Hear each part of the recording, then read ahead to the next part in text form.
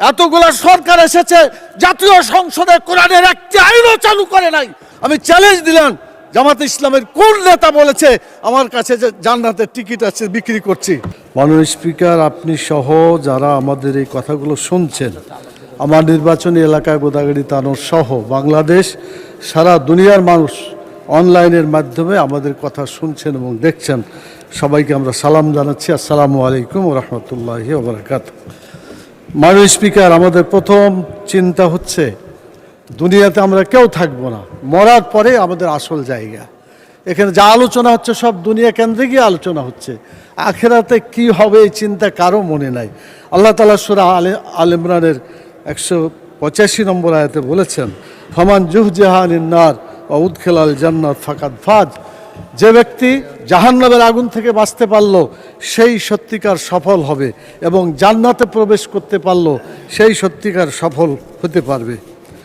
মাননীয় স্পিকার, সংসদ লবিতে ঢোকার সময় আল্লাহর প্রতি পূর্ণ আস্থা এবং ঈমান, এটা দেখার পরে মনে হয় যে আল্লাহর প্রতি যদি ঈমান থাকে তাহলে তো আমাদের আইনের উৎস আল কোরআন, কোরআনের বিধান বাংলাদেশে চালু হওয়া উচিত ছিল। মাননীয় স্পিকার, শতকরা 90 জন মানুষ যারা কোরআনে বিশ্বাস করে, এই কোরআনে যে বিধানগুলো আছে 6666টি আয়াতের মধ্যে নট লেস দ্যান 1000 আয়াত belong to the positive order and not less than 1000 আয়াত belong to the negative order. 1000 আয়াত আছে যেগুলো হাবোধক আইন, 1000 আয়াত আছে যেগুলো নাবোধক নিষেধ।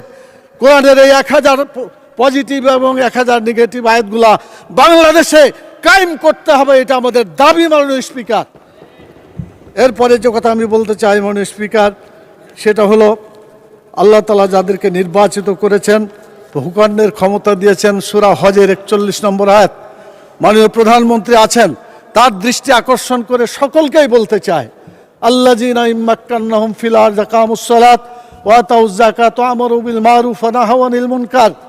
যারা রাষ্ট্র ক্ষমতা পাবে তারা দেশে নামাজ চালু করে মানুষের চরিত্র ভালো করে দেবে, এবং যাকাত চালু করে মানুষের ক্ষুধা দারিদ্র্য বেকারত্ব দেশ থেকে তারা বিতাড়িত করবে, ভালো কাজ করে মানুষকে শান্তিতে থাকতে দেবে, খারাপ কাজ বন্ধ করে অশান্তির আগুন থেকে মানুষকে রক্ষা করবে।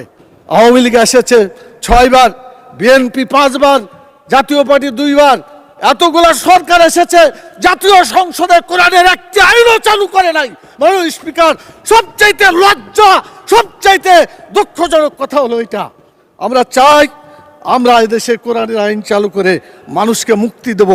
আমি মাননীয় প্রধানমন্ত্রীকে বলবো, আপনাকেও জিজ্ঞাসা করা হবে, আমাকেও করা হবে, বাংলাদেশে কেন নামাজ চালু করা হলো না, কেন যাকাত চালু করে ক্ষুধা দারিদ্র্য বেকারত্ব দেশ থেকে দূর করা হলো না, কেন ভালো কাজ চালু করে মানুষকে শান্তিতে থাকতে দেওয়া হলো না, কেন খারাপ কাজগুলো বন্ধ করে অশান্তি থেকে মানুষকে রক্ষা করা হলো না। মাননীয় স্পিকার, আমি আপনার মাধ্যমে মাননীয় প্রধানমন্ত্রী সহ আইনমন্ত্রী পাশে বসে আছেন, তারা জবাব দিবেন এবং বলবেন তাদের দায়িত্বটা কি। এরপরে যে কথাটা আমি বলতে চাই, মাননীয় স্পিকার, সময় কম দেওয়ার কারণে কোনটা বলি আর কোনটা বোঝা যাচ্ছে না।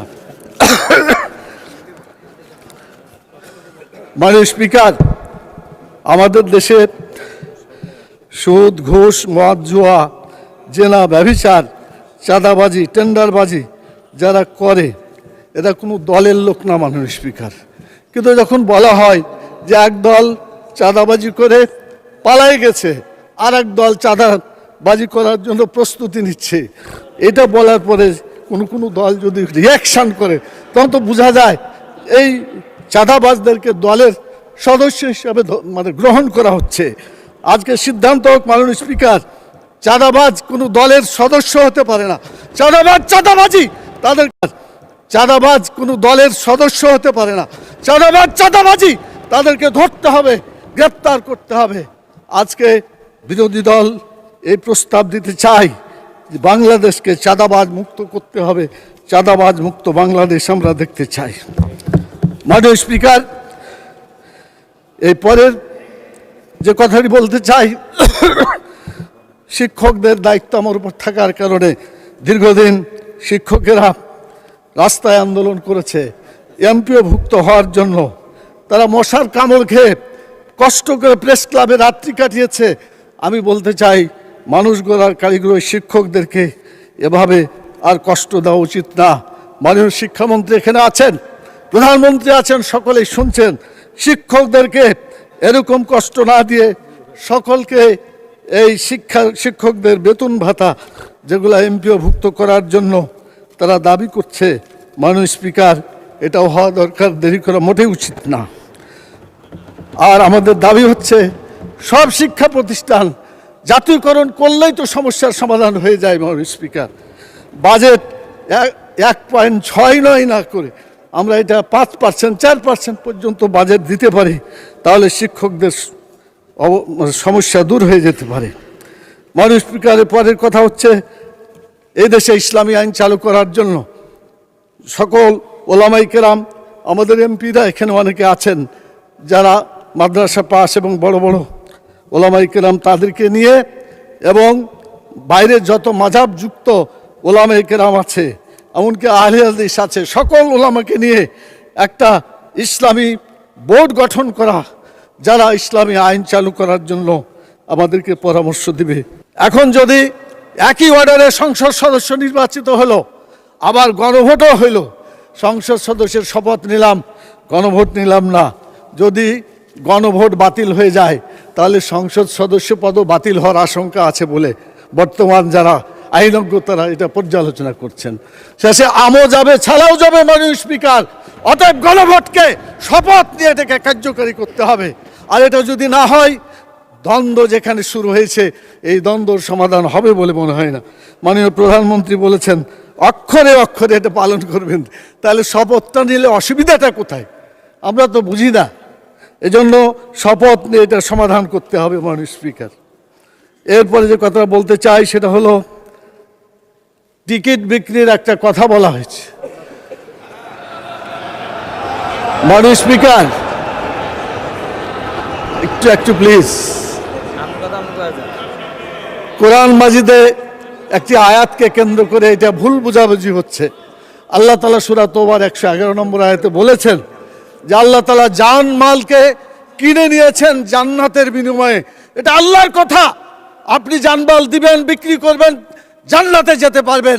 জানমাল আল্লাহর পথে দিবেন না, আপনার কপালে জান্নাত হবে না। এটা আল্লাহর কথা, এটা মানুষের কথা না। আমি চ্যালেঞ্জ দিলাম, জামাতে ইসলামের কোন নেতা বলেছে আমার কাছে যে জান্নাতের টিকিট আছে বিক্রি করছি? মাননীয় প্রধানমন্ত্রীকে জবাব দিতে হবে কেন তিনি এটা বলছেন। আমাদের ফখরুল ইসলাম সাহেব বলেছিলেন আমরা শরীয়তের আইন বিশ্বাস করি না, পরে অবশ্য আত্মসমর্পণ করে নির্বাচনের আগে বলেছেন শরীয়তের বিরুদ্ধে আমরা কোনো আইন আমরা পাশ করব না। তো ধন্যবাদ ওনাকে, অন্তত তওবা করে ফিরে এসেছেন। আমরা আল্লাহর আইন চাই, আপনারা আল্লাহর আইনের বিরোধিতা করবেন না বলেছেন। অতএব আসুন বাংলাদেশে মানুষের আইনের কবর রচনা করে কোরআনের আইন প্রতিষ্ঠা করি। রব্বুল আলামিন।